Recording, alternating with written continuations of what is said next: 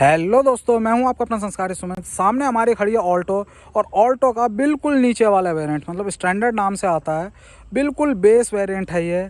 और आज अचानक से इस गाड़ी का क्यों वीडियो लेकर आ रहा हूं मैं, तो भाई आज मेरी तरफ से इस गाड़ी को ट्रिब्यूट है। हम रहते हैं पहाड़ी इलाके में, मतलब उत्तराखंड में रहते हैं, और आप समझते हैं जहाँ बाकी गाड़ियाँ फेल हो जाती हैं वहाँ टैक्सी में, कमर्शियल यूज़ में ये गाड़ियाँ यूज़ होती हैं। तो आप इस चीज़ से समझ सकते हो आखिर ऐसा है क्या इस गाड़ी में, इतनी सस्ती है। बाकी लोग जो कहते हैं यार इसके इंजन में दम नहीं है, जब लेने भी जाते हैं कई लोग प्लेन में चलने वाले उस गाड़ी के इंजन को कहते हैं, वैगन आर को, या जो 1000 सीसी के इंजन है जनरली उनको कहते हैं इसमें दम नहीं है। लेकिन ये तो 800 सीसी है, छोटी सी गाड़ी है, कुल 47 bhp जनरेट करती है, सिर्फ 69 Nm का इसमें टॉर्क है। तो आखिर क्यों ये इतनी बिकती है, और स्पेशली पहाड़ों पर जहाँ हैवी ड्यूटी काम है, चढ़ाई है लोड के साथ, वहाँ ये क्यों इतना यूज़ होती है भाई, वही सारे पॉइंट इसके बताने वाला हूँ मैं। सबसे पहले बात करें, पहला मेन पॉइंट वो है इसका प्राइसिंग। सिर्फ 3,14,948, मतलब मोटा मोटा 3,15,000 इसकी शोरूम प्राइस है। अब आप समझ रहे हो 3,15,000 रुपये, 1.5 लाख रुपए का तो यार आईफोन हो रहा है आज के समय में। 2 आईफोन इतने से ऐसे हाथ में रहेंगे, और एक ये गाड़ी, मतलब उस कीमत में ये गाड़ी, पहली यूएसपी इसकी कीमत है। सबसे सस्ती गाड़ी है इस समय ऑन सेल भारत की। लुक आप देख रहे हैं, कोई ज़्यादा तामझाम नहीं है, प्लेन ब्लैक बम्पर है जो कि पहचान है कि हाँ ये बेस वेरिएंट है, इसीलिए दिया जाता है। हेडलैम्प वही हैं जो टॉप मॉडल में आते हैं, तो कोई कटौती नहीं है। ग्रिल आप देख रहे हैं बिल्कुल बम्पर की तरह ही मैट ब्लैक कलर में है, बीच में सुजुकी का क्रोम वाला लोगो है। लुक में कोई बुरी नहीं है, बिल्कुल वैसे इससे ऊपर का वेरिएंट आप देख रहे हैं वो खड़ा है, तो बस बम्पर का डिफरेंस है, और ग्रिल भी वही है, ऊपर की हर चीज़ वही है, ये आप देखो। और ये तो मैं आपको दिखा रहा हूँ, और साथ में मैं हल्द्वानी में हूँ इस समय, जो नैनीताल मोटर उसका जो स्टॉक है उसमें हूँ। यहीं से पूरी शुरुआत होती है आगे पहाड़ों की, और सब जो सेल हैं वो गाड़ियों की यहीं से होती है। अब आप इसकी डिमांड समझो, यहाँ से ऑल्टो शुरू हो रही है, वो उसके पीछे, और ये यहाँ से ये भाई, ये सब ऑल्टो ही ऑल्टो हैं, और एक लाइन नहीं है, इसके पीछे भी ऑल्टो ही खड़ी है, 2-2 लाइनें हैं ये। इस चीज़ से आप अंदाज़ा ले सकते हो कि भाई कितनी ही फेमस है ये गाड़ी। साइड प्रोफाइल में तो भाई आप देखो, छोटे छोटे टायर हैं, जो मारुति 800 में आते थे वही टायर इसमें मिल रहे हैं। 145 80 R12, ये देख लो 145 80 R12, 12 इंच के टायर। बड़े नहीं हुए ये, मतलब हर चीज़ बड़ी हो गई, देश बड़ा हो गया, पॉपुलेशन बड़ी हो गई, लेकिन ये टायर आज भी 12 इंच के हैं, और अच्छा खासा यूज़ ले रहे हैं लोग इससे। ये नहीं है इसको चौड़े लगवाते हैं, चेंज करवाते हैं, सेम इन्हीं टायर्स को यूज़ किया जाता है। हाँ, अब ट्यूबलेस हैं, रेडियल हैं, पहले नॉर्मल होते थे, ये चीज़ें अपग्रेड हो गई है। फेंडर पे इंडिकेटर है, साइड प्रोफाइल सफिशिएंट लगती है, कोई बुरी नहीं, बस ये मिरर थोड़ा सा दिक्कत करता है।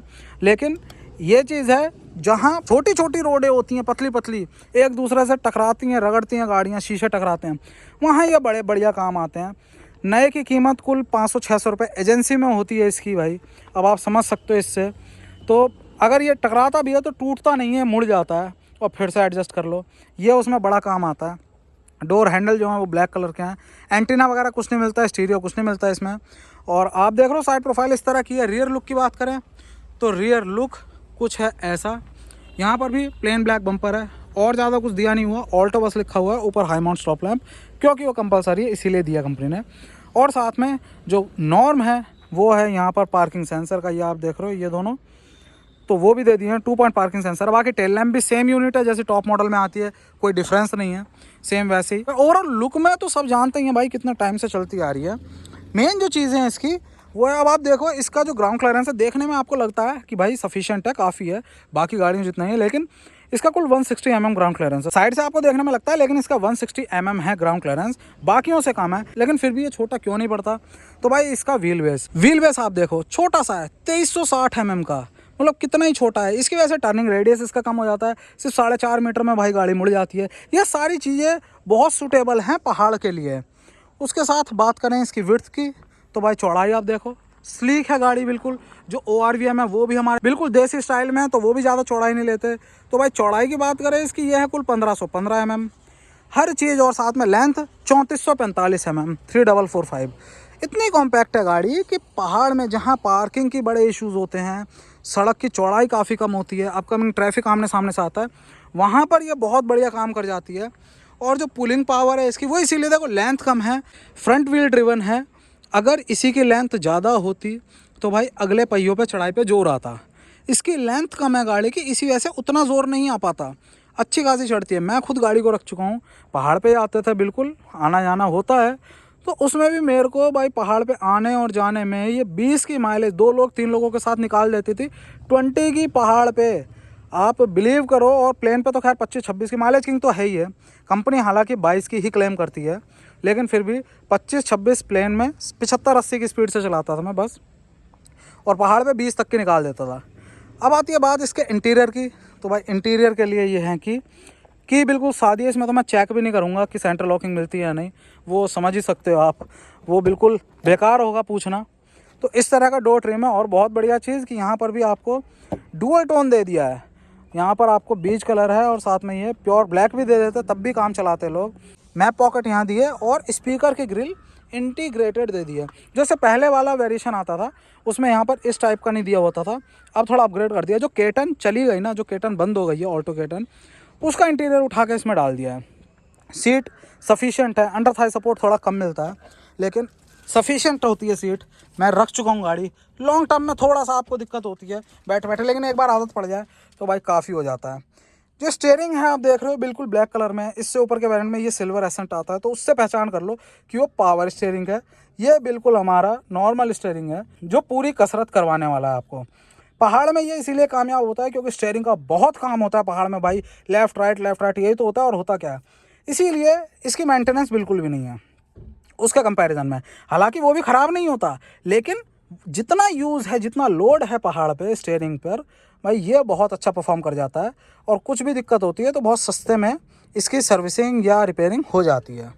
और हॉर्न, हाँ भाई सिंगल टोन हॉर्न है, और साथ में एयर बैग, तो भाई सिंगल एयर बैग आता है बिल्कुल स्टैंडर्ड। इसमें भी एक ऑप्शनल मॉडल आता है जिसमें 2 एयर बैग हो जाते हैं, वो 8,000 रुपये ऊपर हो जाता है, बस इतना फ़र्क है।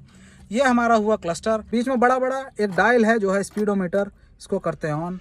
नीचे आपको दी छोटी सी ट्रिप मॉनिटर है, और कुछ नहीं है। यहाँ फ्यूल गेज है और उसके साथ ट्रिप वगैरह की इन्फॉर्मेशन आती है, और कुछ ज़्यादा इसमें है नहीं। सारी बाकी लाइट्स यहाँ पर दी हुई हैं। सिंपल सा है, बेसिक सा, ज़्यादा तामझाम करने की सोच नहीं। लेकिन ये चीज़ अच्छी लग रही है कि स्टैंडर्ड में भी, बिल्कुल बेस वेरिएंट में भी आपको 2 टोन दे दिया इंटीरियर। मेरा जो वैगनआर है उसमें सिंगल टोन मिल रहा है।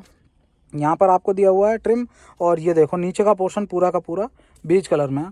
कंट्रोल्स एसी के, एसी इसमें आता नहीं है, सिर्फ और सिर्फ आपको यहाँ पर हीटर मिल जाएगा, क्योंकि वो कूलेंट के थ्रू ही गर्म करता है। कूलेंट जो गर्म हो जाता है हमारा, उसके थ्रू ही हीटिंग देता है, वो मिल जाएगा आपको। एसी इसमें नहीं होता। एसी पावर शेयरिंग जो बिल्कुल बेसिक नेसेसिटी है वो इसमें नहीं है, इसीलिए इसको स्टैंडर्ड रखा गया है। और इसीलिए इतने सारे पीसेस भी खड़े, क्योंकि पहाड़ में भाई टैक्सी में यही चलता है।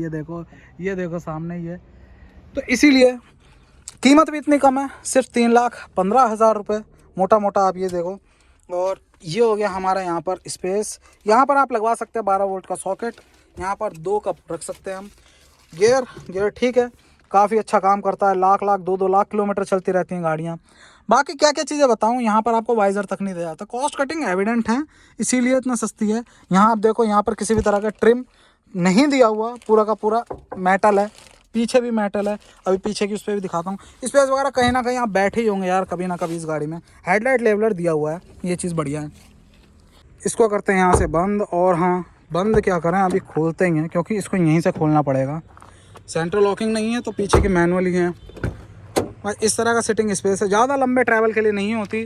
पहाड़ में इधर से उधर जाना है आप जा सकते हैं। टैक्सी में चलती हैं 2-2 घंटे 2.5 घंटे लोग बैठते हैं और फिर उतर जाते हैं। बूट स्पेस ज़्यादा नहीं दिया होता इसमें, और इसमें ही भाई अच्छी खासी मतलब चौड़ाई इतनी कम है, फिर भी 3 सवारी बैठती हैं पीछे, 1 आगे। इसमें शिकायतें कुछ नहीं होती, इसमें बंदे जो हैं वो आराम से बैठ के चलते हैं, क्योंकि इसका किराया भी कंपैरेटिवली काफ़ी कम होता है। शेयरिंग में चलती हैं ये। और यहाँ से इंटरनली ओपनेबल कुछ नहीं है, अंदर से लीवर वगैरह कुछ नहीं है, आपको ये चाबी से ही इस तरह से खोलना पड़ेगा। तो आप देख रहे हो, इसको निकालते हैं हम। ये हमारा बूट 177 लीटर 177 लीटर का बूट दिया हुआ है, जो कि पुराने समय से भाई 1984 से यही बूट मिल रहा है, कोई ऊपर नीचे नहीं हुआ। लेकिन इससे ज़्यादा लोगों को डिमांड भी नहीं है इस कीमत में। ये भी ट्रिम हमारी एक्सपोज्ड है बिल्कुल, यहाँ पर कुछ नहीं दिया हुआ, मेटल है। यहाँ पर नीचे हमको जो इसकी स्टेपनी है, स्पेयर व्हील है, वो मिल जाता है। और इस तरह से हमारा बूट है। बाकी इसके ऊपर लग जाता है कैरियर लगा के पूरा यूज़ करते हैं यहाँ पर रूफ पर। और अगर तेल की बात करें, तेल डलवाना तो भाई इस तरह से खोल के और ऐसे आप खोल के कर सकते हैं। अंदर से कोई इसमें वो नहीं है, अंदर का लीवर वगैरह इस तरह से दिया हुआ है। और एक चीज़ अच्छी है, टंकी अभी मैंने दिखाई आपको, तो भाई टंकी की कैपेसिटी आप एक चीज़ देखो, जो एस्प्रेसो सामने खड़ी दिख रही है आपको, वो एस्प्रेसो में भाई 27 लीटर 28 लीटर करीब कैपेसिटी है। जो उसके बाद वैगन आर की बात करूँ 32 लीटर, तो भाई और इसमें 35 लीटर की कैपेसिटी है। इसमें माइलेज भी इतना अच्छा है, उनसे ज़्यादा लंबी रेंज आपको ये दे देती है। तो अब तारीफ़ें कितनी की जाएँ इसकी। जहाँ सिटी में लोग कहते हैं कि यार वैगन आर दम नहीं दे रही, 1000 सीसी का इंजन बेकार है, लोड लेती है, ये है वो है, 100 चीज़ें 100 शिकायतें, तो वहीं पर ये गाड़ी अच्छी खासी पहाड़ों पे चल रही है, किसी तरह की किसी को शिकायत नहीं है, सालों से चलती आ रही है। टायर घिसते हैं, डल जाते हैं बहुत सस्ते में, क्योंकि 12 इंच का टायर है सिर्फ और सिर्फ इस समय करीब 1800 रुपये का ये टायर है। और जो इसके ब्रेक पैड्स हैं, डिस्क पैड हैं, वो बहुत सस्ते हैं। हालांकि डिस्क है आगे, पीछे ड्रम है, वो बहुत सस्ते हैं। सर्विस बहुत सस्ती है, करीब 800 साढ़े 800 रुपये में इसका जो मोबिल है, इंजन ऑयल, वो चेंज हो जाता है। और जो ओवरऑल सर्विस है, अगर जो लेबर चार्ज है उसको हटा दें तो करीब 1300-1400 रुपये में सर्विस करा के आप आ सकते हैं। बॉडी कलर आप बात करें तो सॉलिड पेंट है, कहीं भी डेंट पेंट होता है तो वो बहुत सस्ते में हो जाता है। बहुत बढ़िया चीज़ें हैं। अगर किसी ड्राइवर को टैक्सी में चलानी है, उसके लिए एक ब्लेसिंग है ये गाड़ी, इसीलिए आपको पहाड़ में बहुत चलती दिखती हैं। यही रीज़न है कि ईज़िली लेते हैं, गाड़ी पूरी चल जाती है, अपनी उम्र पूरी कर लेती है। तो इसका इंजन ओवरहॉल करवाना पसंद नहीं करते यहाँ के लोग, सीधा बेचकर एक्सचेंज करके फिर से यही गाड़ी ले लेते हैं, क्योंकि फिर से उन्हें पता है आगे 2 लाख 2.5 लाख 3 लाख किलोमीटर ये वैसी ही सर्विस दे देगी जैसी जो गई है वो दे कर गई है। तो भाई यही था इस वीडियो में। सिर्फ 3,70,75,000 रुपये में गाड़ी आपको मिल जाती है, और क्या चाहिए। वही कहना भाई, बच्चे की जान लोगे। तो वीडियो करते हैं कंप्लीट। अगर आपको वीडियो अच्छा लगा हो, गाड़ी अच्छी लगी हो भाई, जो मेरा एक ट्रिब्यूट है गाड़ी को, खासकर इस वेरिएंट को, और इसकी सर्विस जो है, जो सर्विसेज दे रही है पहाड़ के लोगों को ये, उसको, तो प्लीज़ लाइक करना, वीडियो को शेयर करना, अपने दोस्तों के साथ सब्सक्राइब कर लेना संस्कारी सुमित चैनल को। जय हिंद।